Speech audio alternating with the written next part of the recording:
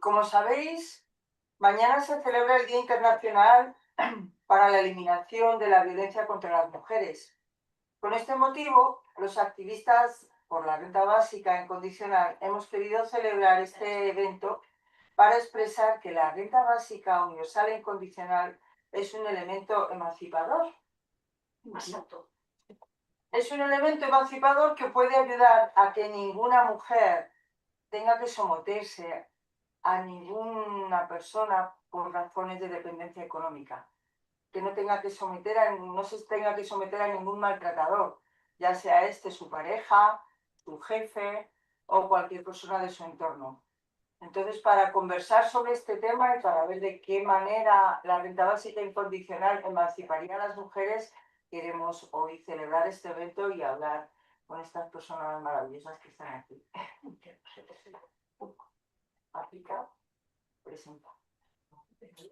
Vale, pero primero va Sara, ¿no? Vale, para que me dé la visión que tengo. Vale, pues entonces, en primer lugar va a intervenir, a hablarnos Sara Babiker, que es periodista, es licenciada en antropología, es comunicadora y sobre todo es una gran conocedora y defensora de la renta básica y también activista y no sé cómo explicarte, conocedora de lo mal que funcionan las rentas condicionadas, que son las únicas que ahora mismo tenemos, y en ese sentido, bueno, y por otro lado, muy conocedora y muy activista feminista, también conocedora del mundo de las migraciones.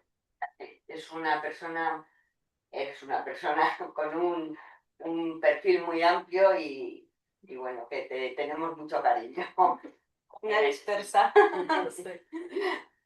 Bueno, y además has escrito 2 libros recientes, o sea que, pero bueno, seguro que vas a hablarnos muy bien, a centrar un poco el tema. Entonces, tienes la palabra. Bueno, pues muchas gracias primero por la invitación. La verdad es que estamos aquí en un grupo de comadres, da gusto. Estoy un poco intimidada porque aquí todo el mundo controla un montón de renta básica y de renta básica frente a las violencias machistas, así que no sé si no tengo nada nuevo que aportar. Voy a intentar, lo único, como sistematizar un poco lo que venimos hablando estos años y abrir algunas líneas de debate que podamos abordar después, ¿no? Para que esto sea más discursivo, más dialogante, y también estoy contenta de compartir mesa con Carlota, que no la conocía, y es un gusto ver caras nuevas en estos debates, ¿no? Y perspectivas distintas, y tengo muchas ganas de escuchar. A ver, ¿qué contar? Como comentaba Berta, bueno, yo llevo muchos años detrás, digamos, del activismo de la renta básica universal, porque me parece una medida revolucionaria en el sentido de que permitiría avanzar en un montón de desafíos a los que nos enfrentamos, ¿no?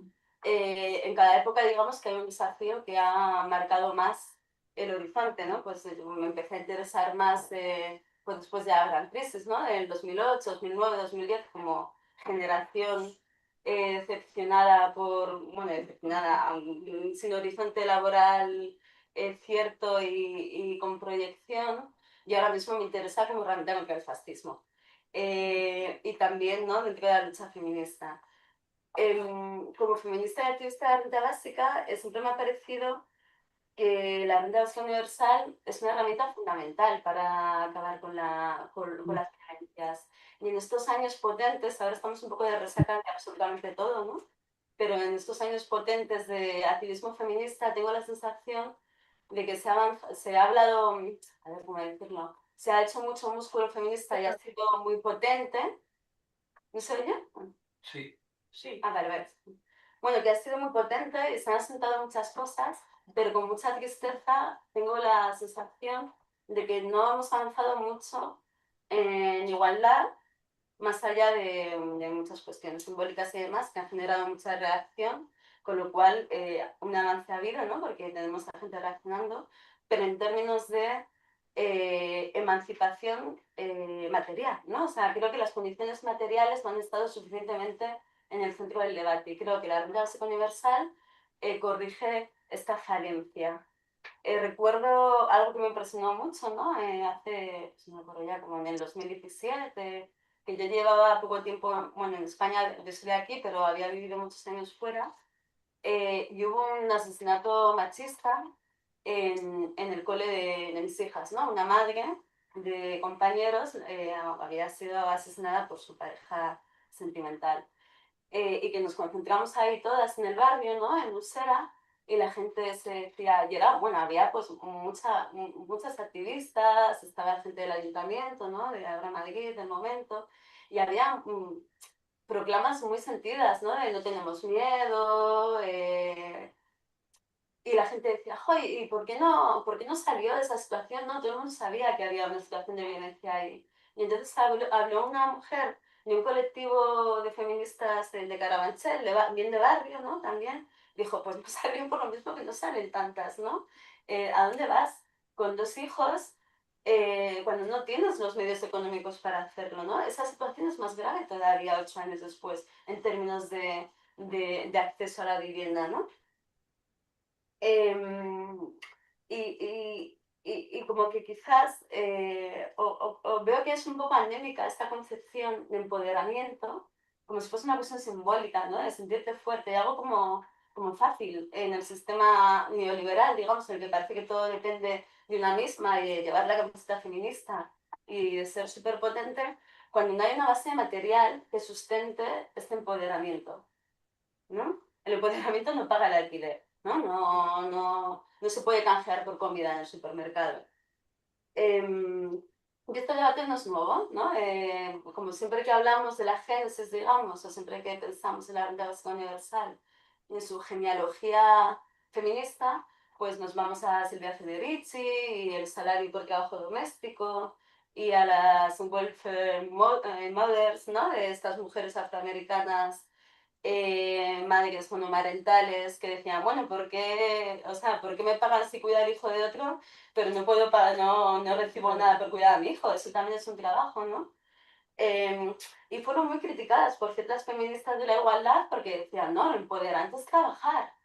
Y es una mirada muy miope y muy poco aterrizada en la realidad de las mujeres concretas que tienen que enfrentar cada día esa falta de autonomía. Primero, porque este problema de las mujeres que no trabajan y están encerradas en su casa no es un problema de todas las mujeres migrantes, las mujeres pobres, las proletarias siempre han trabajado y luego se han encargado de la casa. Y segundo, porque dejaba, o sea, como que siento que esto pasa también con la renta básica universal, como que se pone el debate ideológico por encima de la realidad inmediata, de lo urgente, de lo necesario para que la gente viva. Y luego vamos a cambiar las cosas, pero primero hay que responder a lo urgente. Em, y bueno, en definitiva, ¿no? Como esta especie de cosa que hemos comprado todos, ¿no? De que este trabajo te da la autonomía, ¿no? Ese trabajo que da la autonomía, el trabajo asalariado. Cuando lo que te da la autonomía es el dinero, ¿no? Y hay mucha gente que no trabaja nada, que sabe que su dinero haga dinero y que se pueden comprar esa autonomía, ¿no? Bueno, yo igual lo recordáis, no sé si me estoy riendo mucho, a ver, eh, bueno, en el 2019, se hizo correr, ¿no? Entre feministas un manifiesto a favor de la renta básica universal, que hablaba de una renta básica universal para conquistar una autonomía, ¿no? Para todas. Y, o sea, sabemos ya esto, ¿no? Lo que es un poco cansino también, como llevar años constatando una y otra vez algo que cada vez se nos aleja más, ¿no? Porque después de la renta, o sea, después de ese manifiesto, por ejemplo, no digo que haya una correlación, pero hay una secuencialidad. Cuando fue el tema del COVID, dijeron, no, pues para ayudar a la gente, ¿no? Y a las madres, vamos a dar permisos, fueran permisos para cuidar, pero nada retribuidos. Entonces, ¿de qué sirve que me dejes cuidar? Muchas gracias. Si no, si no hay una base material sobre la que sustentar esa mirada de vamos a abrazar los cuidados, ¿no? Para las madres, para los padres, vamos. Em, y, y eso, ¿no? Que después de tantos años, parece que en esta situación económica cada vez peor, pero una cosa, y en cuanto a esta autonomía, ¿no? Porque esto de la renta básica desde una mirada feminista como una posibilidad de autonomía, no nos lo hemos inventado nosotras aquí, sino que es una discusión que para mí que la expresión política más potente que tiene es el de las feministas italianas, que la relacionan directamente con la violencia, ¿no? El movimiento Ni Una Menos, que empezó en Argentina, que luego se extendió por todo el mundo, la forma que tomó en Italia, que era no una di meno, creo que se decía en italiano, ellas hablaban del rédito de autodeterminación. Estaba el rédito de cittadinanza, que fue una cosa que promovió el movimiento 5 Stelle, ¿no? Que eran estos como que no eran los de Pepe Grillo y demás, que se aliaron con Salvini, ya sabemos los testigos por toda esta historia. Y ellas defendían frente a esto, ¿no? Un rédito de autodeterminación, diciendo que pues, no había autonomía ni empoderamiento posible sin una base material. Y que la forma más sensata que esa palabra, ¿no? Pero desde un punto de vista pragmático, la forma en la que muchas mujeres tendrían más fácil salir de esa violencia sería teniendo una renta asegurada. Bueno, después de tantos años de feminismos, de hablar de renta básica y demás, estamos un poco, bueno, no quiero decir palabras, estamos un poco en la misma situación desastrosa, ¿no? O sea, cada vez que ves los índices de pobreza, de la AROPE, familias monomarentales, bueno, más de la mitad bajo la línea de en riesgo de exclusión, la incapacidad de separarse de muchas mujeres, ¿no? Y muchas mujeres abocadas a muchas formas de prostitución, la prostitución clásica y otras formas, ¿no? Como, bueno, no sé si prostitución, pero pues como OnlyFans o los sugar daddies, ¿no? O sea, como cosas que hacen que lo único que tú puedes aportar por lo que te van a retribuir algo es tu cuerpo, ¿no? Cimentadas en una desigualdad brutal, que además reproducen los mismos ejes de desigualdad de siempre, porque la precarización no hace que los hombres se dediquen a la prostitución, ¿no? Y las personas que acaban cayendo en este desempoderamiento total que implica tener que estar al albur de un mercado deshumanizado, pues cuanto menos cuanto menos sí, base material tienen, pues más expuestas están, ¿no? Y estos son espacios de desigualdad, ¿no? De desigualdad de poder donde se ejercita la violencia, donde se asume este paradigma neoliberal de que pagar te da derecho prácticamente a todo, ¿no? Te da derecho al dominio. Entonces, en este marco, como que toda ayuda económica a mujeres maltratadas, así como focalizada, condicionada, que las hay muchas, ¿no? Pero todas acaban siendo un parche y que a menudo además caen en lo que caen los subsidios condicionados, que es esta estigmatización y que necesitas reconocerte como víctima y justificar todo el tiempo tu condición de víctima para ganarte algo que además no te va a ayudar a salir de esa situación. La renta básica universal, en este sentido, ¿no? Que hemos hablado tantas veces de que es una ayuda preventiva a la pobreza, que no es algo que llega después, sino que es algo que te protege de la pobreza, creo, y lo hemos debatido muchas veces, ¿no? Que en este sentido también te protege preventivamente de las violencias, porque evita que caigas en esos espacios donde se da el abuso, ¿no? Y también como a nivel simbólico, ¿no? Acaba de implumarse muchas veces con este argumento tan machista eh, que se da en las condiciones de maltrato, ¿no? De violencia psicológica, ¿no? Que trata a las mujeres como mantenidas, como interesadas en dinero, como, sí, ¿no? Como que están ahí porque les interesa la pasta, ¿no? Suaviza también, yo creo, bueno, no creo solo yo, nos lo dicen las autoras, este efecto multiplicador de la división sexual del trabajo, que cualquier persona, cualquier mujer que haya estado en pareja, o muchas, no sé, yo lo veo muchas mujeres de mi generación que han tenido hijos con parejas en principio feministas y demás, que luego se han visto abocadas a un bucle por el cual se junta, a ver cómo decirlo, como la alta exigencia del mundo del trabajo actualmente, ¿no? Que hay que hacer muchas horas para todo, ese es un trabajo vocacional y demás, todavía más, y al mismo tiempo la conciencia de, que de los cuidados, de la importancia de los cuidados, ¿no? Entonces muchas mujeres que en pleno momento de su carrera profesional, que no digo que sea lo más importante del mundo, pero es lo que aporta reconocimiento económico, se apartan un poco de esta carrera para cuidar bien, mientras su pareja, sin ningún juicio, tiene que estar más presente en el productivo para que sobreviva el matrimonio, digamos, ¿no? La pareja o el pacto. Y entonces, cuando eso acaba unos años después, una desigualdad muy bestia en términos de recursos de él y de ella, que cuando llega el momento de separarse, deja a muchas mujeres ni siquiera empobrecidas, mujeres incluso de clase media, en una jaula de oro, una dificultad muy fuerte para valerse por sí mismas. Y luego también creo que la renta básica universal permite enfrentar la violencia machista tanto individual, porque yo tengo un colchón material del que servirme, como colectivamente, porque en lugar de ir a un piso de mujeres maltratadas y tener que estar pendiente de cumplir con todas las normas, podría organizarme con 5 mujeres y alquilar algo en común, ¿no? Y tener una base. Luego también, aunque yo creo que tú vas a profundizar en esto, muchas mujeres se refugian en la familia cuando huyen de una pareja violenta, cuando necesitan un espacio donde estar hijas. Muchas personas migrantes, sobre todo, y no solo personas migrantes, no tienen esa familia en la que refugiarse y se ven totalmente en la intemperie, ¿no? En la intemperie en todos los sentidos.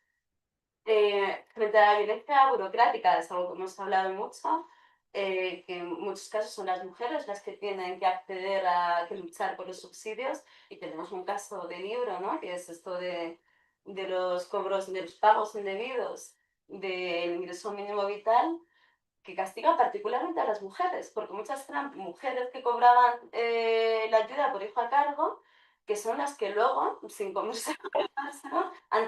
Les han requerido miles de euros de deuda que no habían generado ellas con una decisión consciente. Y que cuando van a pedir ayuda, se sienten juzgadas, les dicen que, bueno, pues que se pongan a trabajar, de no haberse aprovechado. Entonces sufren esa violencia burocrática, esa violencia económica y esa violencia psicológica de tú no eres válida, me estás contando tus penas, búscate la vida, ¿no?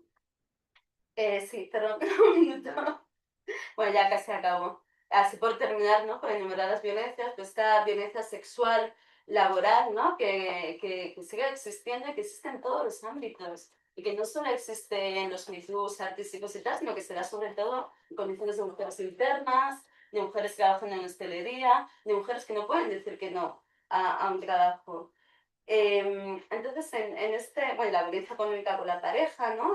Etcétera. Entonces, en este contexto, es bastante tremendo ver como campañas contra la violencia machista diciendo denuncia, dilo, llama a la policía, avisa, si ves algo, dilo, tal, sin que haya como un después, ¿no? El epílogo. ¿Y qué pasa después? Y ese después está totalmente descuidado. Y creo que la renta básica universal aquí permitiría que ese después tuviese unos cimientos sobre los que armarse.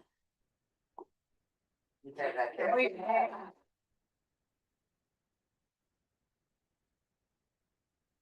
Muy bien, pues si os parece, presento a Carlota y así ya con todas las 2 intervenciones y todos los temas que abrís, pasamos al coloquio. Carlota Momovela es pedagoga, es orientadora escolar, muy interesada en exponer o visibilizar la violencia sobre las mujeres y la ausencia de la figura de la mujer en los libros, en la historia, en los referentes, en paralelo a visibilizar el racismo en todos estos ámbitos. Creo que tienes un proyecto educativo, que he mirado algo por ahí, no sé si luego nos quieres contar para poder difundirlo también. Y también, además de pedagoga y orientadora escolar, Ella, Carlota, tiene formación especializada en violencia de género, en trata de personas, en migraciones forzosas. El contacto por el que la hemos traído aquí, tan afortunadamente, junto a Sara, es porque Caribou, que es una asociación de acogida a personas migrantes africanas en España y en concreto aquí en Madrid, pues tenemos un contacto, aunque no es excesivamente frecuente, que a partir de hoy vamos a ponerlo en agenda. Sí que colaboramos en lo que podemos y participáis en algunos encuentros que hacemos como este. Y actualmente eres técnica social en Caribou, ¿no? Atendiendo procesos de migración y en proyectos sociales comunitarios. Bueno, pues brevemente la presentación que ha de serlo, pues tienes la palabra, Carlos. Pues nada, muchas gracias, Sara, porque tu intervención ha sido maravillosa, me he quedado prendada. Yo voy a centrarme en migrantes africanas, pero es extrapolable a otro tipo de mujeres migrantes pertenecientes a terceros países. Me quiero centrar en lo que es la economía del cuidado, que es algo tan básico y tan necesario, un trabajo no remunerado, poco remunerado, mal remunerado, que invisibiliza la importancia del cuidado y sobre todo se le asigna directamente a la mujer. En el contexto del cuidado, las mujeres migrantes africanas, y en general las mujeres migrantes, están expuestas a multiplicidad de violencias que se van entrelazando con la condición migrante y sobre todo eso dificulta pues, su posición, su acceso a recursos, derechos, autonomía. Dentro de la multiplicidad de violencias que sufren, pues están las violencias en país de origen, como los matrimonios forzosos, violencia de género en entorno con apoyos entre comillas, porque muchas veces las familias y las comunidades son productoras y reproductoras de estas violencias, falta de acceso a recursos básicos, represión por activismo, opresiones comunitarias en referencia a la mutilación genital femenina. Durante el trayecto, no exentas de estas violencias, suman otras más, como pueden ser la explotación sexual, la extorsión durante el trayecto, falta de cobertura de necesidades básicas, como es lógico, y la violencia ambiental. Cuando hablamos de la violencia ambiental, quiero referirme sobre todo a estas mujeres migrantes que son interceptadas y son devueltas al desierto y a partir de ahí tienen que como que volver a reengancharse, buscar diferentes vías para poder seguir su viaje a país de destino. Y luego, cuando llegan a país de destino, lejos de dejar estas violencias atrás, las que arrastran de país de origen y del trayecto, sufren otras violencias más cruentas, como por ejemplo la violencia institucional que todos conocemos, la administración, la homologación, la regularización del estatus de la persona y la consideración de la persona como ciudadana en base a su situación legal. También hay violencias en el seno de la pareja y aquí más cruentas todavía porque están lejos del país de origen, no tienen recursos, no hay una comunidad o unos lazos que tengan a los que puedan acudir. Sobre todo en el destino hay violencias por la falta de enfoque cultural que hay, por las violencias culturales a las que se ven expuestas, por el racismo de estas estructuras colonizadoras. Yo creo que estoy yendo un poco rápido. Eso ya le he dicho todo eso ya. Estoy en el punto 2, en el de la descolonización. Ay, perdóname, porque yo me voy dando un minuto. Bueno, lo revisamos así. En la descolonización. Cuando hablamos de la descolonización, lo primero que tenemos que hacer es cuestionarnos todas esas estructuras de poder, de pensamiento, la economía del colonialismo que determinan quién cuida y bajo qué condiciones cuida. Cuando hablamos de la colonización tenemos 3 puntos de los que nos tenemos que fijar. El primero es romper con todas esas lógicas coloniales y neocoloniales que proyectan la idea de que las mujeres migrantes de terceros países son cuerpos de los que se puede disponer, no son personas, son cuerpos, se deshumanizan y son una mano de obra apta para desempeñar tareas de cuidado. Hay que visibilizar cómo este sistema económico global que se sustenta sobre todo es sobre los cuerpos de las mujeres migrantes, racializadas, y esta economía de cuidados lo que pone en tela de juicio es aparte de que se invisibiliza esta importancia, se aboca a las mujeres a trabajar en sectores precarios, mal pagados, y es necesario que se reivindique y se reconozca las epistemologías africanas, estos saberes, estos conocimientos, esta forma de hacer comunidad que han sido subalternizados por las lógicas neocoloniales, y hay que tener en cuenta que las mujeres africanas migrantes y en general las mujeres migrantes no son sujetos pasivos, son sujetos activos que tienen capacidad de agencia, y en la medida en la que dejemos de verlas como personas víctimas y empecemos a verlas como personas que son agentes activos de su vida, podemos valorar que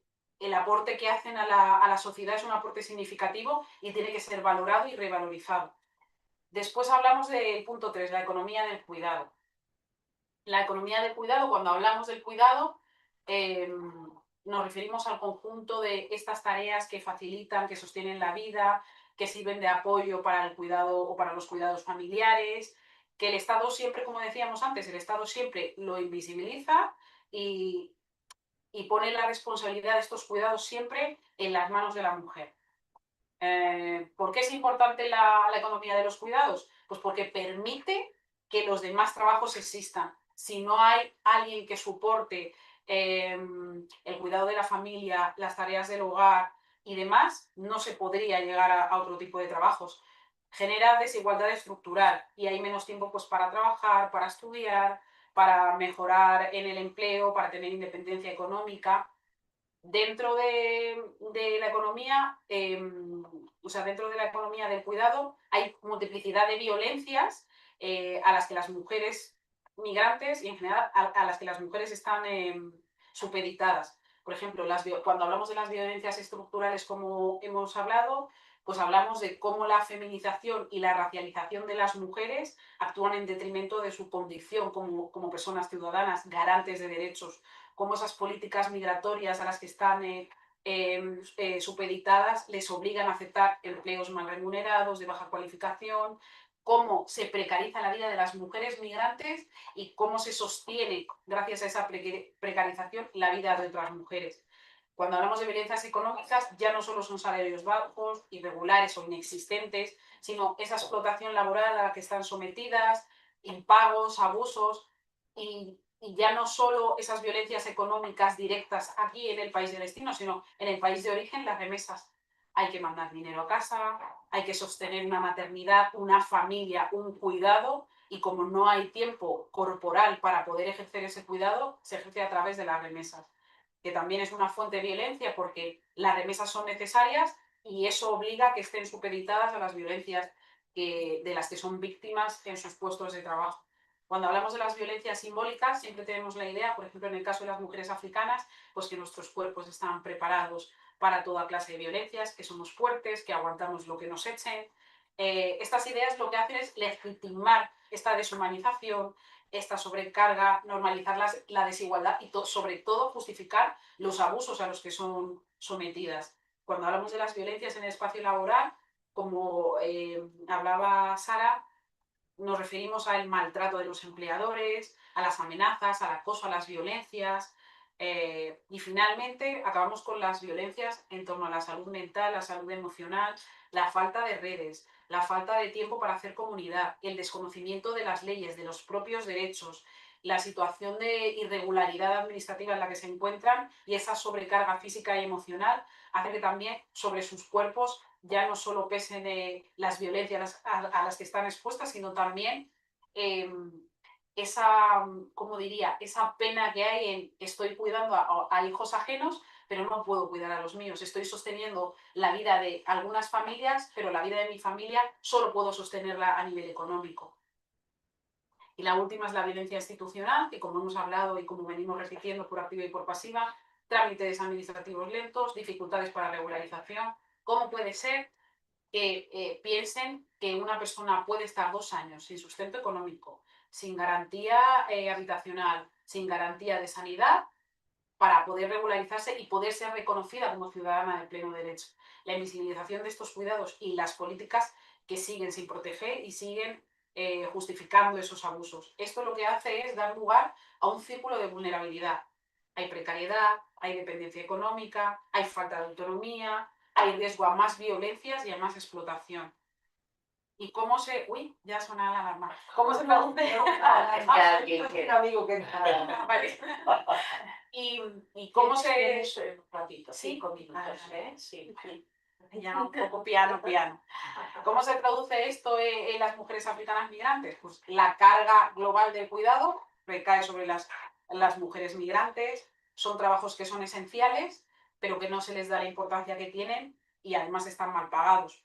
Este abandono obligado en el país de origen hace que surjan más cadenas globales de cuidado y siguen estando o habitando en espacios que reproducen la violencia hacia ellas. Así pasamos a la cuarta parte, la renta básica universal individual. Como ya había comentado Sara, es una herramienta que es garante de equidad y de protección y tenemos tres partes. En la primera se reconoce el valor de los cuidados como un trabajo esencial y este reconocer el valor de los cuidados y del trabajo reproductivo muestra que las mujeres migrantes, las mujeres africanas son fundamentales. La independencia económica de la persona lo que permite es que se pueda separar de esa persona que ejerce violencia sobre ella y que pueda tomar decisiones con autonomía. Y sobre todo romper con esa idea capitalista de que asociamos el valor a la fuerza del trabajo. Las personas son más válidas según el utilitarismo o la utilidad que tengan para el Estado. Y sobre todo se reconoce la dignidad de la persona, el derecho a tener derechos básicos, el no tener que estar probando, justificando que son válidas para tener derechos en base a si son más productivas o menos productivas. Y ya para terminar, en cuanto a la libertad de las mujeres africanas, ya no es solo liberarla de las violencias, sino que puedan recuperar la soberanía, que puedan recuperar sus cuerpos, el dominio de sus cuerpos, la economía, su tiempo, que puedan estudiar, que puedan construir, que puedan cuidar y ser cuidadas. Descolonizar la economía del cuidado, ¿qué significa? Pues significa cambiar quién cuida y en qué condiciones cuida. Significa reconocer que ese cuidado que sostiene la vida no tiene que hacerse invisible, tiene que hacerse visible y tiene que remunerarse. Se tiene que eliminar ese mandato racial que obliga a mujeres de terceros países migrantes a ser o a que sus cuerpos sean los que garanticen la sostenibilidad del mercado económico, la sostenibilidad de los cuidados, la sostenibilidad de la tranquilidad y de que sus vidas sean precarizadas y que sean mejoradas otras vidas. Devolverles la agencia, porque tienen agencia, devolverles esa autonomía, la libertad de decidir.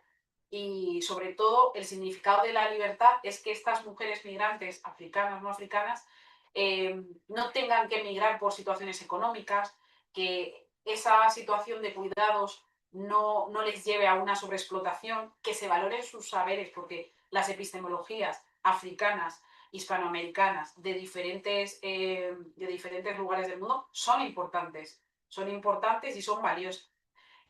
Y sobre todo que puedan cuidar de sí mismas, que tengan ese espacio para el autocuidado. Y bueno, la última frase con la que acabo es una frase que lo dice muy bien: descolonizar la economía del cuidado es permitir que las mujeres africanas dejen de ser las que sostienen la vida de todos menos la suya propia. Muy bien.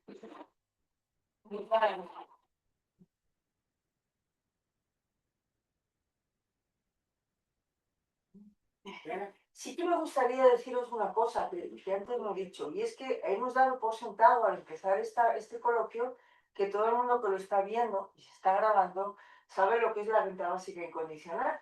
Entonces voy a emplear un minuto porque hoy me he encontrado con que grupos activistas políticos acaban de publicar como renta básica incondicional una cosa que no tiene nada que ver con ello, ni cuantía ni nada. Luego lo que... Entonces, ¿qué es la renta básica incondicional? Tiene 4 características. Es universal, es decir, para toda la sociedad, sin parcialidades.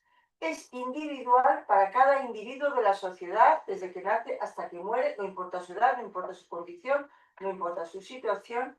Es individual a cada individuo sin condiciones. No hay ninguna condición. Ni porque seas el más pobre, ni porque te falte esto, ni porque tengas lo otro, ni que tengas trabajo, ni que lo... No, sin condiciones. A todo el mundo, a todo el miembro de la sociedad. Insuficiente, que sea al menos por la cuantía del nivel de la pobreza. Es decir, por debajo de ¿Qué es el nivel de la pobreza? Pues es una cantidad que normalmente se estudia desde el Instituto Europeo de Estadística, aquí en Europa, el sector República. Ahora mismo no sé exactamente en qué cantidad está, creo que están unos 900. 900 de verdad. o sea, tener menos de 900 euros es ser pobre de solemnidad, aunque también es cierto que dependiendo de dónde vivas pues, y del coste de la vida, esto varía, pero que al menos cada individuo reciba esa cantidad. Eso significa que en una mujer de cualquier edad, pues, en una mujer que tiene hijos, pues ya desde que nacen sus hijos tiene su renta básica incondicional y lo tiene ella. Entonces imagínate, una mujer con 4 hijos tiene su propia renta y sus hijos la tienen. Entonces ya es menos susto quedarte en el mundo con 3 hijos. Te quedas en el mundo con 3 hijos, pues tus 3 hijos y tú tenéis reconocido el derecho a la vida. ¿Y en concepto de qué? En concepto de reparto de la riqueza. La riqueza que hay en este mundo nos pertenece a todos, por herencia y porque es el fruto del esfuerzo de todas las generaciones anteriores a la nuestra. Entonces es en concepto de eso que cada ser humano perteneciente a esta sociedad debería recibir mensualmente su parte de la riqueza. Perdona que haya hecho esta cuña publicitaria, pero hoy, sin ir más lejos, me he encontrado que había un grupo político por ahí publicitando como renta básica universal una paga para una parte de la población que además era de 500 pavos. Cero patateros, señores. A esos que lo han publicado, no voy a decir el nombre, que espero que lo conozcan. Más gente que conocía muy bien. O sea, no ha sido por desconocido. Pero bueno, Damos paso al coloquio. ¿Os parece? sí. Hay una mano, Mari Carmen Pereira. Mari Carmen, cuando quieras puedes intervenir. Hola, buenas noches o buenas tardes. Bueno, me ha gustado mucho la presentación, pero me gustaría preguntar a la última ponente, ¿no? Eh, bueno, la ha señalado un poco, pero me gustaría saber el impacto de una renta básica en los países africanos. O sea, ¿realmente se podría aplicar esa renta básica en los países africanos? ¿Tú crees que eso sería posible? Sí, pero como están sujetos a las lógicas neocoloniales, pues no va a ser, porque todas las dictaduras que hay en africano y en general las dictaduras que hay en terceros países están sustentadas bajo Occidente, con lo cual... Puedo añadir una cosa, pero es que a mí me interesa mucho esto. Porque claro, o sea, siempre te encuentras con esta tensión, digamos, ¿no? Entre qué estados aplican la renta básica universal, te va a venir la gente del efecto llamada y tal, y entonces hay países, lo que son los países del Golfo, por ejemplo, ¿no? El Golfo Pérsico, que tienen mucha riqueza en base a sus recursos, pero tienen una ciudadanía muy pequeña, entonces tienen muy pocos ciudadanos que tienen, bueno, ya no tanto, ¿no? Pero durante un tiempo tuvieron como pues, subsidios o rentas poderosas y luego una mayoría de habitantes que son trabajadores y trabajadoras sin derechos, que es un poco el... Bueno, solo me quiero enrollar con esto, pero como que siempre está, que está el peligro, pasó en Italia cuando se aprobó el reddito de cittadinanza, que una vez entró Salvini, dijeron, o sea, ponían la condición de 10 años de residencia a las personas migrantes, ¿no? Luego era una cosa cada vez más restrictiva. Que cómo apruebas una renta básica universal sin al final acabar fortificando más las fronteras y evitando, ¿no? Como que está para unos pocos elegir, para unos pocos elegidos según un nacimiento y demás, dejando a la gente fuera.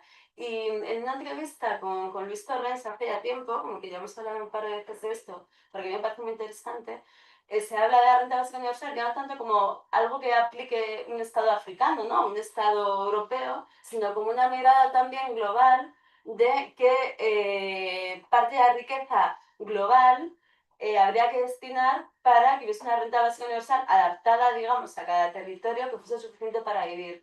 Y que eso se podría pensar también en términos de reparación por la colonización, porque al final son riquezas saqueadas, distraídas, ¿no? A través del régimen colonial y capitalista, y como una forma de reparación histórica. Y creo que ahí hay algo a lo que apuntar, no sé, que hay como una línea, ¿no? Que se podría seguir y que sería muy fértil. Y cuando se ha hablado de eso, de una renta básica en países pobres, entre comillas, siempre se habla de que tiene que haber transferencias de los países ricos, Claro, sí. como ha dicho Sara, porque tiene una deuda histórica, porque han saqueado todo. Claro, es que el Han saqueado todo. Y sigue. Sigue. O por el tema. A ver, efectivamente, el efecto llamada se aplica a todo. O sea, con las rentas condicionadas, las restricciones están también por ahí. Pero, de hecho, la iniciativa que hace años se intentó europea era para lograr que por lo menos toda Europa y ir, porque esto es como el voto, se empezó por unos sitios, hay que conseguir que todo. Hay una petición surco. No, sí, Mari Carmen ya. No, Carmen ha hablado, no le ha bajado la mano. No he bajado la mano, no, pero que quería ahondar más en esto, ¿sabéis? Bueno, yo creo que es bueno, Mari Carmen, que intentemos hablar entre... Vamos a dar paso a otras personas que no han intervenido, ¿vale? Y que se convierta un poco no solo en preguntas y respuestas, sino un poco intercambio entre todos, con un límite más o menos de las 8:30. Vale. ¿Quién tiene ahí arriba? Surco Platas. Es de Argentina. Creo, sí. Surco Platas, Sí, Surco puedes Platas. intervenir. A ver si nos oye. Parece que está congelado. Ah, se ha desconectado. Pues, Se ha caído. Se ha a lo desconectado. mejor era. Se ha desconectado. Bueno, pues entonces... No hay otra mano. mano. No, yo no he pedido la mano porque no sé cómo se modela, se pide mano y todo, pero sí quería utilizar algo que ayer la ministra de Igualdad, yo lo pillé muy, pero refuerza lo que se ha hablado por los dos ponentes, lo pillé incompleto e intenta hoy localizarlo y no, pero hablaba precisamente en el contexto de la violencia de que casi el 60% de las personas que están sufriendo y que no abandonan es porque tienen carencia de ingresos, que de alguna forma te dan ganas de decir a ver si, porque efectivamente el ingreso mínimo vital no solo no da respuesta, sino todo lo contrario. Y en ese sentido sí recomiendo que si metéis FOESA, el informe FOESA que se acaba de presentar, una de las cosas que insiste es en la situación de las mujeres, como la presencia, vamos, lo tengo aquí, pero para no extenderme, habla claramente de cómo dentro de la exclusión severa, casi el 50, el 40 y tantos % son mujeres, y también hace una referencia a la situación de las personas migrantes, como, y pone el ejemplo, eso de que los migrantes son los que están, no, en la situación de exclusión sigue habiendo mucho más personas autóctonas, o como queramos llamar, que migrantes, pero es cierto que dentro de los migrantes el porcentaje de migrantes que están en situación de pobreza severa es mayor. O sea, que efectivamente es poner en valor cada vez más. Recientemente se ha publicado, ayer o antes de ayer, en las Islas Marshall, en mitad del Pacífico, se ha puesto en marcha no un piloto, sino una renta básica para toda la población. Lo único que la cuantía no es muy elevada. Pero bueno, es un pequeño avance. Es para toda la población. Es para todo, ese es el avance, que es para toda la población. Yo lamento mucho que el piloto que iba a ponerse en marcha en España, en la Generalitat, cayera, porque tenía para mí, frente al resto de pilotos, la ventaja de que parte de la muestra iba a ser una población entera, que todo el mundo, a nivel de, iba a tener esa renta básica. Es verdad que solo por un periodo de tiempo, pero iba a dar más información que los demás pilotos, porque el piloto más reciente, que es un piloto alemán que se ha hecho con una muestra pequeña, porque no hay financiación pública, sino de la propia organización que lo promovió, los resultados son muy contundentes positivamente, y uno de los más contundentes es el efecto en las mujeres. O sea, eso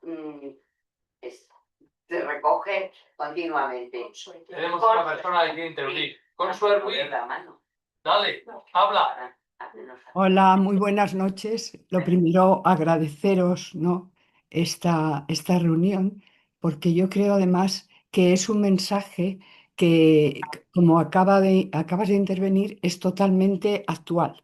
Bueno, ahora mismo en el Senado en Madrid había una conferencia sobre el mito de la libre elección. Ahí está la ministra de Igualdad y Cantidad. Entonces, una de las cosas que claramente decían, ¿no?, es que los derechos de las mujeres no pueden depender de los intereses del mercado. La ministra de Igualdad lo ha dicho, estaba todo el grupo del Senado del PSOE y estaba Rosa Cobo y otras. O sea que eso sería un buen mensaje para transmitir, ¿no?, que que los derechos de las mujeres no podían.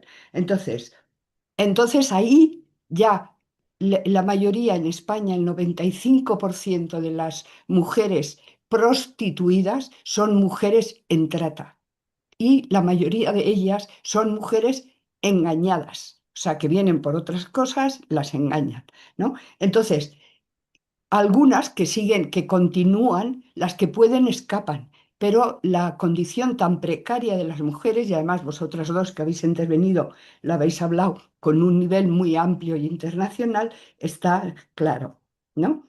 Y una de las cosas es que realmente ha habido, lo primero ha sido una escenificación en el Congreso, en el Senado, allí en una grande, de El cuento de la criada.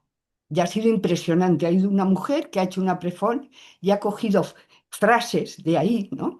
Entonces, todo eso es totalmente ligado con la pobreza, con la dignidad, con las desigualdades. Entonces, yo creo que en España estamos en un momento donde parece que desde luego va a salir una ley de trata, pero que se le ha dicho claramente que no es suficiente, que tiene que haber una ley de abolición del sistema prostitucional, donde esté claro. Y hay varias sentencias en España, que os puedo dar las indicaciones, del Tribunal Supremo, que consideran que mujeres prostituidas, o sea, que el sistema prostitucional es un mercado económico, que no depende donde el cuerpo de las mujeres es el centro, y que ha habido varias sentencias ya donde se ha dicho que eso no se puede considerar un trabajo. Luego ya, en los aspectos legales, existe una gran interrogación y un gran avance, ¿no? Entonces yo creo que con el tema de las mujeres se puede incidir mucho también. Agradecéroslo y seguimos ahí. Muchas gracias. Gracias, Consuelo. Sí, me gustaría comentaros que, bueno, por mi trabajo he tenido contacto con los planes últimos por los planes últimos que está haciendo el Estado. Las fuerzas policiales ahora van a digitalizar todos los controles de las fronteras extraeuropeas. Están haciendo ya varios experimentos en algunos aeropuertos de España y va a ser un poco. No sabemos cómo van a ser a partir de ahí los traficantes de personas y de prostitución, pero me temo que va a ser aún más terrible, porque antes lo que hacían es que a la gente le daban un pasaporte falso y luego se lo quitaban cuando ya estaba llegando al lugar de destino. Ahora, además, eso no va a ser posible. Entonces, da mucho susto pensar qué es lo que van a hacer a partir de ahora los traficantes de personas. Porque es que la ley de extranjería dice que cualquier persona que se demuestre que ha sido víctima de trata tiene en España automáticamente el permiso de residencia y trabajo. Sin embargo, los hechos demuestran que muchas de esas personas no solamente no acaban teniendo el permiso de residencia y trabajo, sino que acaban siendo expulsadas por la vía caliente a través de Frontex y además otros acaban en la cárcel. Acaban cargándose el muerto de los que realmente han sido los traficantes, ¿no? Y estoy hablando de redes muy fuertes a nivel internacional. Yo me pregunto, si toda la gente en sus lugares de origen tuviera asegurada su subsistencia, esos traficantes no tendrían negocio. Entonces, es muy canalla ver cómo todo este sistema capitalista, como tú decías, va tejiendo redes y supuestamente se supone que quiere resolver y lo que hace es agravar los problemas y deshumanizar todo cada vez más. Y siempre sobre los cuerpos de las mujeres. Y siempre, casi siempre y sobre todo sobre los cuerpos de las mujeres. Bueno, y una cosa, ayer, un minutín, ayer hablando con una mujer de San Francisco, que es una mujer española que está en San Francisco y en otras partes de América del Norte, han creado como una especie de cuerpo de seguridad, que es una especie de policía, que lo que hace es controlar a las personas, sobre todo a las personas migrantes, y acusarlas, o sea, denunciarlas, como que es una policía que controla. Entonces, en la ciudad de San Francisco y en todas las zonas, que esta mujer vive en una zona, hay un miedo profundo que no os podéis imaginar. Ella pertenece a una cosa que se llama Creativité Explore, que es un lugar que el ayuntamiento para tener a las personas mayores de 18 años que no están integradas ni estudiando ni trabajando. Entonces, en Creativité Explore han tenido que poner una guardia, una protección especial, diciendo que ahí no va a entrar esa policía, porque mucha de la gente que está en Creativité Explore, pintando, haciendo escultura, etcétera, es personas que no tienen una documentación. Entonces, están así en San Francisco. Imaginaros lo que es en otros estados de América del Norte. O sea, esto es algo, hay un miedo, un terror que no os podéis ni imaginar, me decía, fíjate. Es Gracias por impresionante. unir, es cierto, no es solo en San Francisco esta situación ahora mismo. Tú querías... Quería hacer un par de apuntes respecto a lo que, bueno, antes hablabas del informe Foessa, ¿no? Y yo es que no recuerdo el nombre, lo tengo que buscar.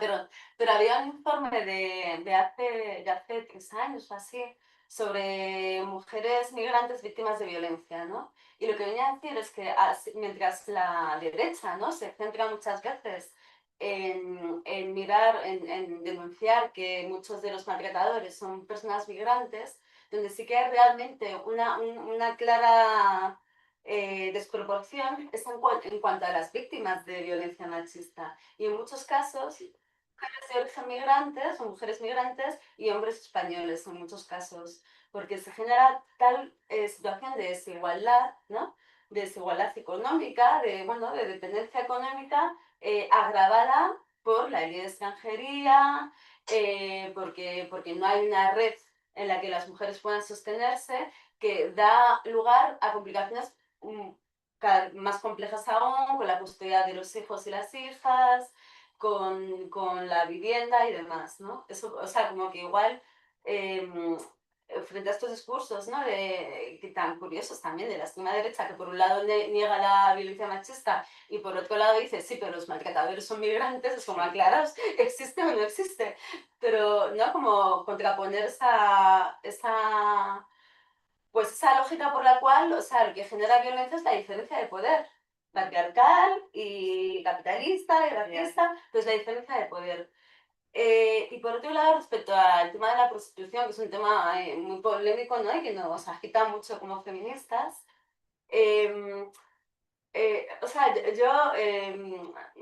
o sea, es complejo de abordar, pero una vez en un artículo partía de una anécdota personal, bueno, personal, como del barrio, digamos, porque creo que a veces como que también nos hace bien aterrizar, ¿no?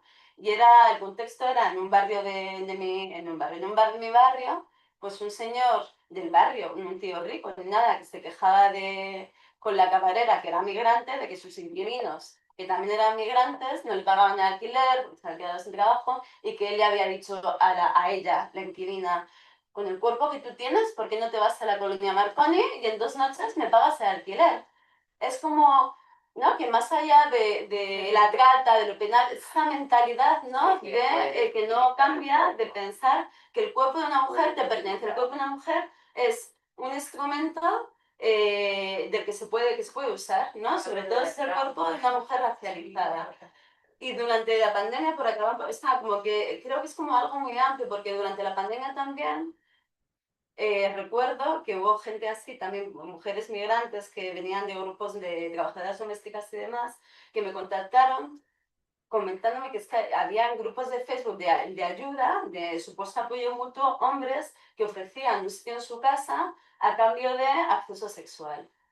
¿no? O hablando con gente de la paz, mi barrio, muchas madres monomarentales, migrantes, que no tienen dónde meterse porque el mercado de la vivienda no está hecho para la gente, está hecho para los fondos de inversión, pero no para la gente, acababan aceptando cohabitaciones que incluían un pacto de acceso sexual. Entonces, sin abordar las condiciones materiales de esa desigualdad, sin abordar cuestiones como la abolición de las fronteras, ¿no? No solo la abolición de la prostitución, es muy difícil, para mí, es mi opinión, como hallar un escenario en el que algunas miradas como más punitivas, de que no contra la trata, digo, ¿no? Que la trata tiene que ser absolutamente perseguida, ¿no? Incluso con la prostitución, que creo que pueden penalizar cuando el mercado, el espacio económico no da lugar a muchas mujeres para sobrevivir. Tú querías hablar, ¿no? Sí, yo quería, claro, en línea con esto que está diciendo Sara, cómo la no regularización de personas migrantes, en este caso mujeres migrantes, es una política de violencia sobre las mujeres, porque la violencia muchas veces entendemos que es la violencia física, la violencia del asesinato, la violencia del maltrato físico o la violencia psicológica del ninguneo o de la humillación. Pero hay otras violencias que están ejercidas por los estados que también tenemos que visibilizarlas y denunciarlas, porque la violencia no es algo que ejerce un hombre particular y que se castiga con una pena porque ese hombre se ha portado mal, sino que la violencia sobre las mujeres es estructural, es del patriarcado y los estados, todos en los cuales vivimos, son patriarcales, con lo cual también cuando estamos en contra de una ley de extranjería, cuando estamos en contra de no regularizar a todas las personas, como decía Carlota antes y Sara, como que las personas que emigran no son personas, no son ciudadanas, no son humanas en el mismo sentido que quienes estamos aquí y hemos tenido unas comodidades. Y abro un paréntesis porque también nos olvidamos que españolas y españoles y europeos hemos migrado masivamente, pero en otro momento histórico. Entonces, esa falta de regularización y de derechos y de sueldos dignos son políticas patriarcales aplicadas desde los gobiernos y desde los estados. Ahí ahora ha sacado un informe el Consejo General del Poder Judicial y muchas mujeres que en una situación, un momento de gravedad extrema, denuncian, cuando empieza el proceso, se acogen a una cláusula que hay, que es no declarar. ¿Por qué no declaran esas mujeres? ¿Por qué no llevan el proceso hasta el final? Pues entre otras razones, no es la única, pero entre otras razones porque no tienen recursos económicos para la independencia o el alejamiento con seguridad del hombre agresor. Entonces yo quería plantear que no es problema de un hombre individual que tenemos que castigar, porque eso es un lavado de conciencia muy fácil, sino que la violencia ha de ser una llamada a toda la sociedad y a las raíces del problema. Tú también, ¿no? Sí. Es que, a ver cómo lo digo. Estoy de acuerdo con todo lo que habéis dicho. Es fundamental, estamos en un sistema patriarcado y estamos en las consecuencias. Alto. En lo que has comentado, Sara, de acuerdo totalmente, pero la situación, aunque nos parece que ha empeorado, porque ha empeorado, pero estamos avanzando, en estos últimos años hemos avanzado mucho. Llevábamos una racha de mucho avance y de estar unidas y ahora pues se ha ralentizado. el silencio que tiene esta sociedad en general es muy cómplice con todo lo que está pasando, con la trata, con la violencia económica, con el cuidado. Es decir, creo que una de las claves está en que no puede haber cuidado, no puede haber familia, ¿no? Familia, padres, hijos, tal, no puede haber cuidado si no hay una independencia económica, si no hay una ayuda a eso. Lo habéis dicho claramente. Si a mí me pagan por cuidar los hijos de otro, o el padre, o la familia, o la persona que esté en situación de ayuda, ¿por qué no cuando yo la tengo me pagan a mí, ¿no? Pues es que en eso estamos todas las mujeres, todas. Quiero decir que ahora se hace más evidente, quizás, pero hasta ahora lo hacíamos por naturaleza. Pues, cultura. Exactamente, por cultura. Por cultura, es que es así. Y dentro de esto, pues eso es lo que tenemos que fomentar muchísimo, que nos hemos dejado comer el terreno en la educación, así de claro. Ya no solamente en la educación de los derechos humanos, de lo que ha sido la historia, de por qué se está dando ahora tanta ebullición fascista, o reconocer que la dictadura no sé qué, añorar lo que fueron tiempos pasados, sino en la educación de las personas, en la educación ética, en la educación de derechos humanos. Y también porque nos hemos acomodado, es decir, todos los derechos hay que conquistarlos y no darlos por conquistados. El movimiento obrero, como el movimiento feminista, ha estado lleno de luchas y parece que nos hemos quedado un poco atrás en esta lucha. Vaya por delante que creo, lo habéis dicho antes, hay que soñar con una renta básica universal e incondicional, con lo que ha dicho Maite. Por todo y yo esto. completaría, si me permites, es que creo que hay una cosa que la renta básica nos daría, que es voz. Recuperaríamos la voz que unos de una manera, porque es verdad que decimos, estamos más pasivos, la educación, por supuesto. A mí me preocupa, yo estoy muy obsesionada con los jóvenes, me preocupa la involución que estamos viendo, que se están volviendo a papeles y a etapas que parecía que estábamos superando.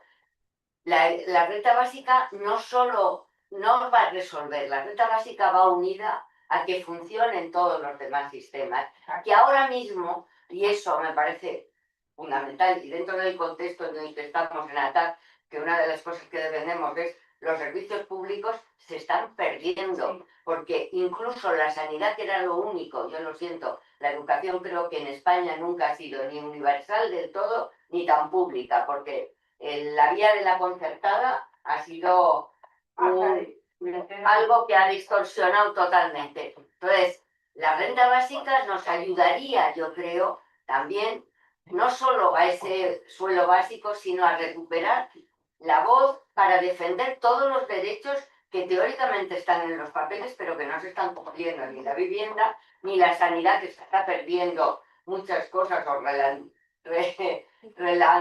no me sale, ralentizando, o envejeciendo, o lo que sea. En la educación, pero creo que en ese sentido, y a mí de verdad me preocupa mucho la involución que se está produciendo en los jóvenes. Pero Berta no había terminado. Perdona, a Pastori, bueno, perdona. A ver, estamos de acuerdo, pero había que aterrizar más en lo concreto, en lo micro. Todo esto son cosas macro, y en lo micro yo creo que podemos ir con cosas muy concretas, de ir pidiendo, a lo mejor no 800, pero ir pidiendo un mínimo de renta básica para todo el mundo. O por lo menos para decir, bueno, a ver, que sí, es poco, vale. El problema no es, fíjate, no es la cuantía, no es por ahí. Me preocupa, comprendo que sobra dinero, pero vamos, y hay que explicarlo muy bien. Yo empezaría haciendo campañas de todo tipo, pero en nuestras redes además, ¿no? Digo redes porque ha comentado Carlota lo de la falta de redes. O sea, si a nosotros nos faltan redes, ni te cuento a vosotros. O sea, y lo importante que son esas redes. Entonces yo creo que también es una asignatura pendiente hacer estas redes interculturales, porque nos falta, hay una brecha de cultural entre las personas racializadas o africanas, no tanto con otro tipo de culturas, pero sí con las vuestras.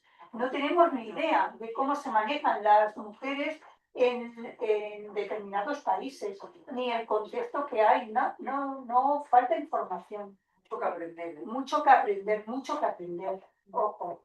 Y luego tenemos una cosa importante, ya termino. Es que hay que favorecer que la inmigración trae economía, no en contra, no, o sea, se combate a las ideas fascistas con la mujer, reivindicando todos los derechos de las mujeres y de todo esto, y de la igualdad. Les dices la palabra empoderamiento y se les ponen los pelos de punta. Y con la emigración, romper ese círculo vicioso que no sé cómo se haría, de los 2 años de estar residiendo para tener el permiso de residencia o de trabajo que obliga a hacerlo todo en negro, prácticamente, ¿no? Para obtener un permiso de residencia. Bueno, hay una palabra, por sí. eso. Ahí está Pastori y luego Mari Carmen nos ha pedido que quiera hablar sobre las tutelas y la violencia. ¿Vale? Damos estas 2 palabras. Vale. Yo también quiero... ¿Tiempo limitado? Sí, porque tenemos que ir cerrando y media. Y yo quiero brevemente después informar del simposio y del foro que, hablando de redes y de espacios donde transversalmente llevemos esto, pero eso breve. Vale, pues damos Pues paso a Pastori y luego a Mari Carmen. Por favor, controlar un poco el tiempo, que nos cuesta a todas controlarlo, para cumplir un poco el horario. Dale, Pastori. Hola, buenas tardes y muchas gracias por la intervención de todas, sobre todo de las ponentes. Bueno, yo lo que quería decir, vamos, no voy a decir, pero sí me ha pasado a mí. Resulta que yo pues estoy con un problema de afectación cardíaco y entonces pues he pedido la dependencia. Yo tengo que estar empadronada en la casa de mi madre para que mi madre pueda tener pues una ayudita, que son de 290 euros, no más. Y ahora resulta que por pedir la dependencia a mí no me la dan porque, bueno, tendría que cesar con mi madre y luego mi madre tiene que pagar todo lo que ha pagado, o sea, lo que se ha estado abonando. Esto es cosa de servicios sociales, ¿eh? Servicios sociales, que obviamente ya sabemos cómo está el sistema desequilibrado, bueno, es que no me sale la palabra. Descalabrado, sabemos perfectamente, pero que, bueno, eso de que estamos avanzando, pues yo creo que no, que aquí de lo que está el Estado es saber cómo puede arañar de aquí y de allá, porque pobrecitos, hay que ayudarles, están mal, entonces hay que ayudarles, por lo visto, ¿no? Esto es una ironía, como una casa que estoy haciendo, ¿sabe? Porque, bueno, pues eso, están que si cuando no arañan con las multas, arañan con esto y así siguiendo.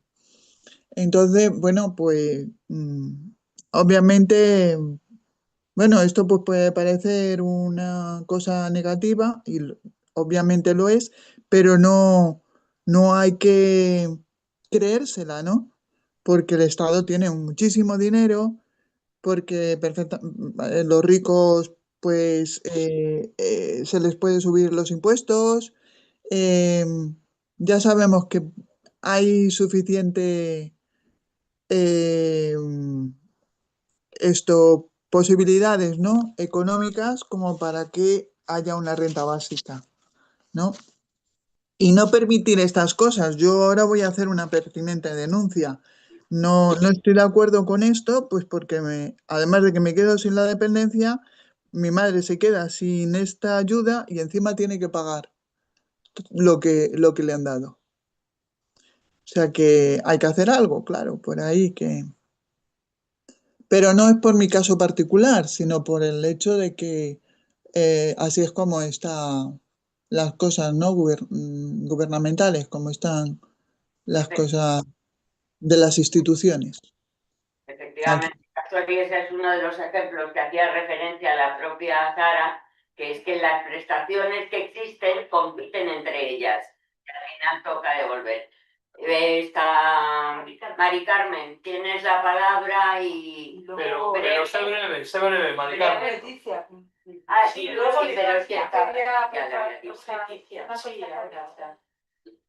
Bueno, yo quería apuntar que una de las violencias más, digamos, que menos se ve son las violencias que se ejercen tanto sobre la gente que le retira la tutela como la gente que les quita la custodia de sus hijos y tienen que luchar.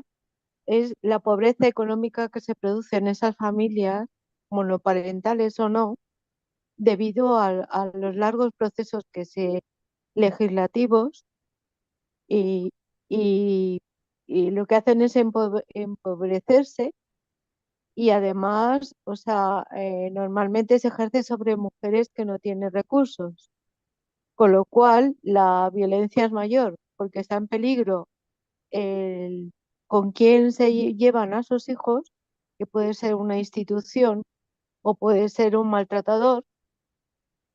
Y bueno, hay muchísimos casos ahora mismo a mi alrededor en el que por no tener una abogada, un abogado cualificado y dinero para poder pagarlo, pues han quedado sin la custodia de sus hijos, sin verlos, tanto la custodia de la retirada judicial como la retirada administrativa.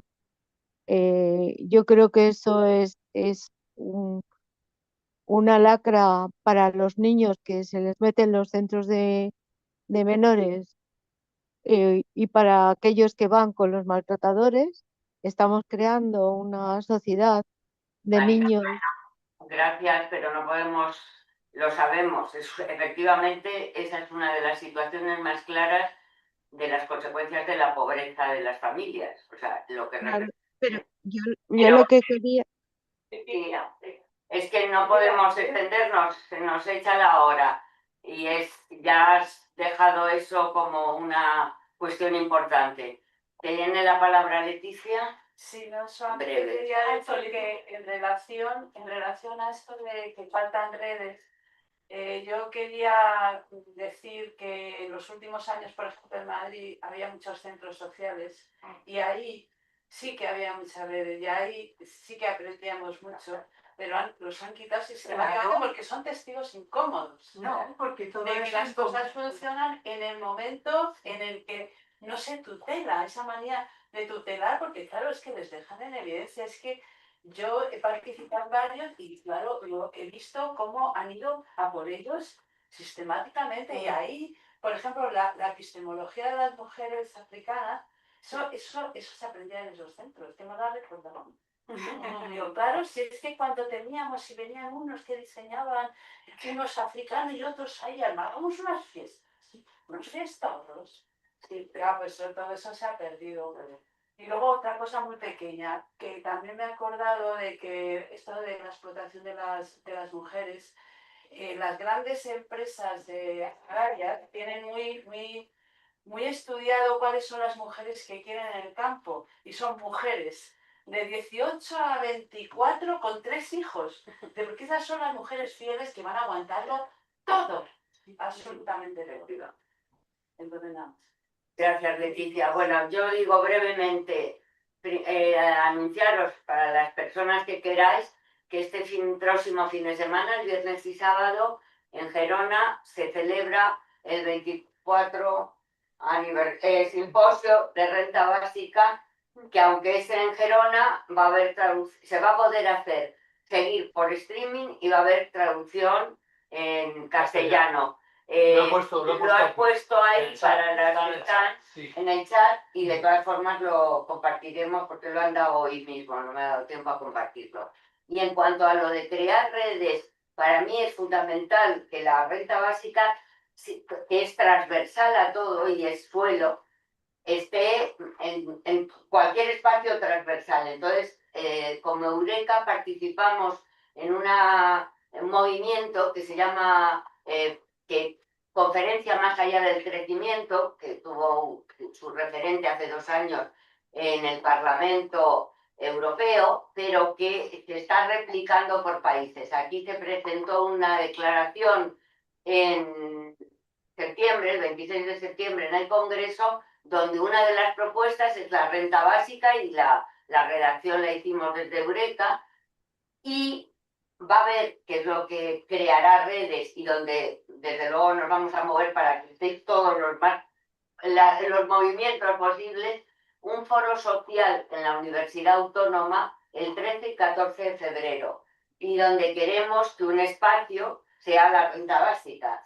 Entonces os lo anuncio, pero machaconamente lo seguiremos anunciando y movilizando. El 13 y 14, ya os lo diré. El título es Foro Más Allá del Crecimiento, porque se trata ante un cambio de paradigma, un cambio con todo el tema climático, energético, económico, o sea, dar la vuelta a todo. Y como es muy tarde, os damos a Carlota y a Sara para que nos digáis una última palabra y cierras tú ya después, Ángel. Vale, yo más que una palabra, igual una frase. Sí, perdón. La palabra para que digas una palabra. La palabra mal dicho, era una frase. Unas cuantas palabras. Bueno, Un poco por contestar, o sea, yo sí que creo que ha habido avances, pero creo que ha habido algo que se ha quedado muy atrás, que es la redistribución de la riqueza, que creo que es también de lo que hablaba la compañera, con el tema de la dependencia, que te da ganas de llorar cuando ves cómo se ha dado miles de millones de euros a multinacionales durante el COVID, a las que no se les ha pedido que lo devolviesen, y a la gente le piden que devuelva la ayuda de dependencia, que es pasaría a las calles y quemar contenedores. Sí. Entonces creo que el centro de la renta básica universal hay que ponerlo donde creo que cada vez más personas están poniendo la mirada, que es la redistribución, teniendo en cuenta el género, teniendo en cuenta la clase y teniendo en cuenta el origen y la deuda histórica con la colonización y con el extractivismo norte-sur, pero también dentro de cada estado, y también del trabajo de las mujeres. O sea, el extractivismo aplica muchas cosas. Entonces creo, y lo que comentaba Mari Carmen también, ¿no? O sea, ¿cómo es posible que en un país que presume de tener crecimiento económico tengamos la pobreza infantil que tenemos? Y que la solución para eso sea arrancar a las familias, a sus hijos e hijas, para dar dinero a centros de menores que tienen todo lo que tiene detrás, para que hagan negocio. Entonces creo que hay que ser... Uy, perdón, me tomo una alarma. Que hay que ser agresivas bien, o sea, lo de quemar era metafórico, pero que hay que ser más agresivas en nuestros planteamientos, porque son cuestiones que nos indignan mucho y que a través de esa indignación hay que movilizarse. Y es increíble que hayamos llegado a un estigma donde hay multimillonarios que tienen más riqueza que numerosos estados juntos, ¿no? O que, no sé, que estemos ahí flipándolo con cantantes multimillonarias, mientras las mujeres de a pie no pueden llegar a fin de mes. Ya está. Muy bien. Yo voy a aprovechar este pequeño espacio que tengo y al hilo de todo lo que hemos estado hablando, el derecho a la educación. Sí. Voy a hacer un llamamiento a la universidad pública. La están desmontando. Esta semana iba a haber movilizaciones, el 26 y el 27. Si desaparece la educación pública, las principales perjudicadas somos las mujeres. Entonces hay que apoyar y hay que luchar y no se puede dejar. Es un tema de derechos humanos. Sí. Exacto. Bueno, yo quiero hablar todo. Que te vea la cámara, que no te aquí veamos todos. Nada, yo voy a cerrar el evento este que hemos organizado, simplemente rescatando dos ideas básicas que han comentado Sara y Carlota, que han sido, en el caso de Sara, ese empoderamiento. Bueno, todavía hay gente Las horas. ese empoderamiento que se anima a las mujeres a tener como si fuera una cuestión absolutamente personal de ellas, de sobreponerse a las dificultades, de ser más resilientes, si no hay una base económica es absolutamente imposible, ¿no? Y eso en gran parte no podría conseguir la renta básica incondicional, ¿no? Y la idea del rescate de Carlota es que las migrantes son los cuerpos, no se reconoce ni siquiera su humanidad, que nos garantizan los cuidados de nuestros mayores y de nuestros niños para que nosotros podamos hacer lo que nos dé la gana, pero impidiéndoles que ellas puedan cuidar de su propia familia, ¿no? Entonces, la renta básica incondicional es esencial porque es la puerta de todos los derechos humanos. Si se da la renta básica universal, todos los derechos humanos son posibles, empezando por esa autonomía personal para decidir qué quieres hacer con tu vida. Hombre, para ser persona. Para ser persona. Para ser persona. Muy bien. Y bueno,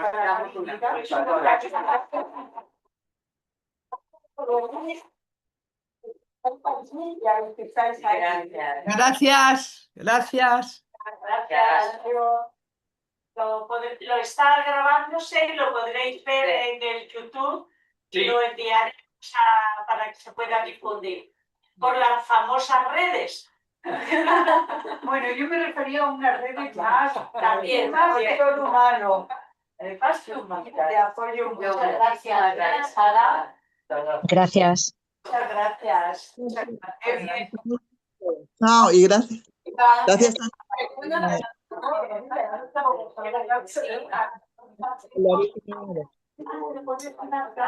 chao, chao a todas y todos. Chao.